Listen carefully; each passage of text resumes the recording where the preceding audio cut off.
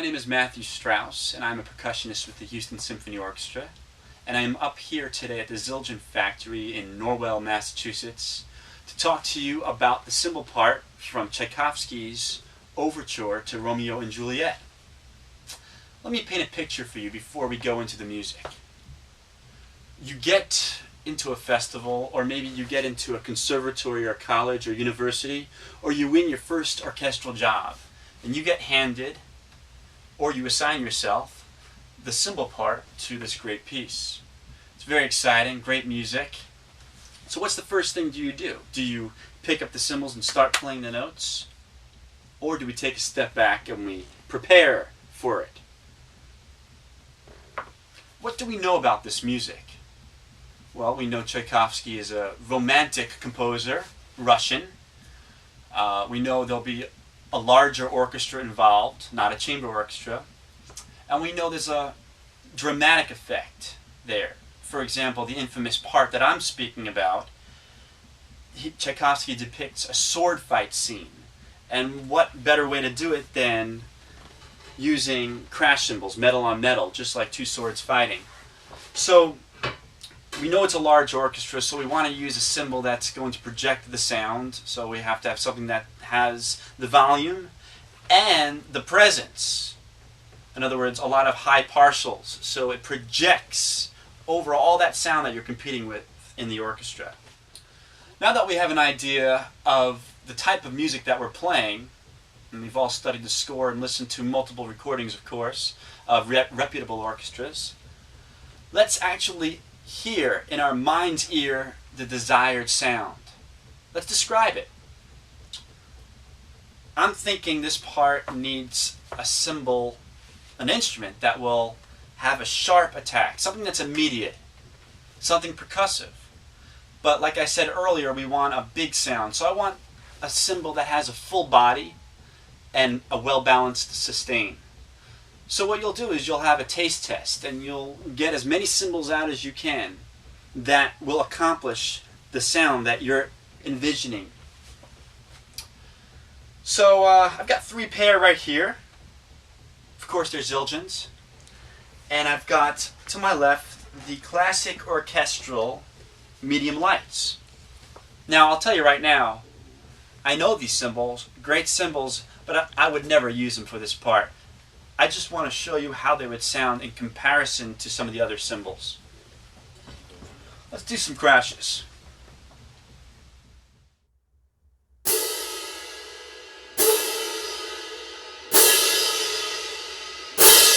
Beautiful sound they get.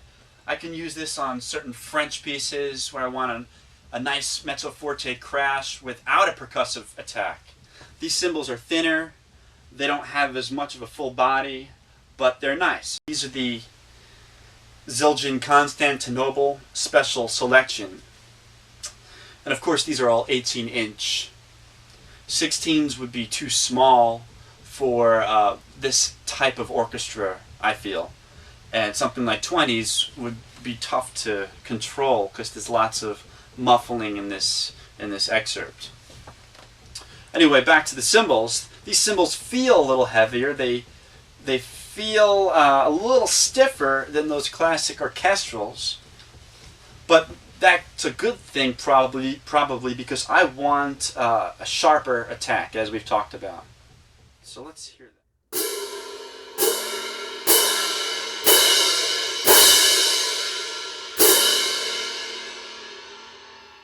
Now, before I go to the third pair of cymbals, let's see if I can manipulate the sound with the same pair of cymbals. You saw me just now when I was playing these cymbals. I was doing a circular motion. The cymbals were staying together a little longer than I wanted them to. So what would happen if I pulled them apart quicker and did less of a circle and more of closer to a straight line?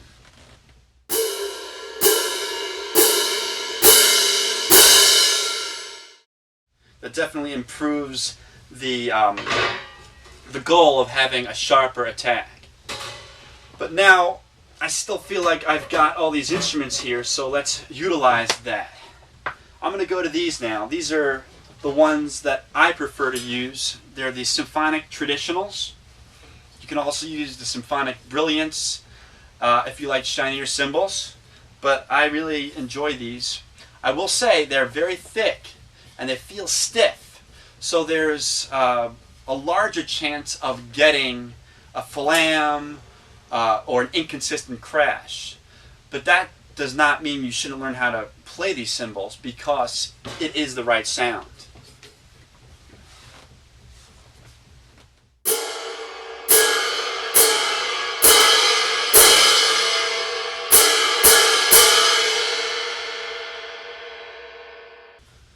So now we're just about ready to play through this excerpt. But before I actually start this, let's just go through a couple of quick things here. We're like a pilot, it's a cockpit. Go through your checklist here. I'm going to look in between the two cymbals, and they're perfectly parallel now. Now, I don't want them perfectly parallel because I increase the chances of getting air pockets. So I'm going to look at that. On the other side of the coin, you don't want the angle too extreme between the two cymbals, because you're going to get too much of a flam. You don't want to actually hear a flam. People will often say a little bit of a flam, but that's just for the type of attack you want. Now these are sharp attacks. I want very, very, very, very minimal flams on this. I want it very distinct. So I'm looking at it. Another thing I like to do is I'll put one cymbal against my stomach, the other one against my stomach, so they're touching without making any sound. I close them up. I pull them away from me. Now I've got the feel of the instruments right before I play them. I'm not flying blind, so to speak.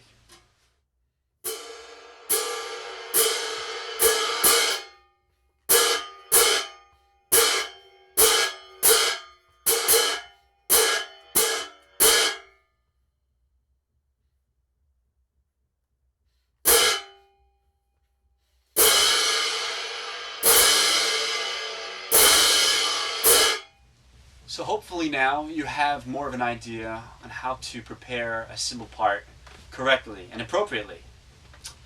I want you to apply this method to all the parts you get, whether it be cymbal or any other percussion instrument. Before you leave though, I'd like you to check out another Tchaikovsky excerpt. It's from the Nutcracker, the Millertons, and I use a smaller cymbal. I use a 14-inch old K from 100 years ago. We have that in the Houston Symphony. They're really cool. Or if you don't have one of those, you can also use, I like to use the Zildjian vintage orchestral medium light. The 16s are really nice. Thank you, and we'll see you around. Take care.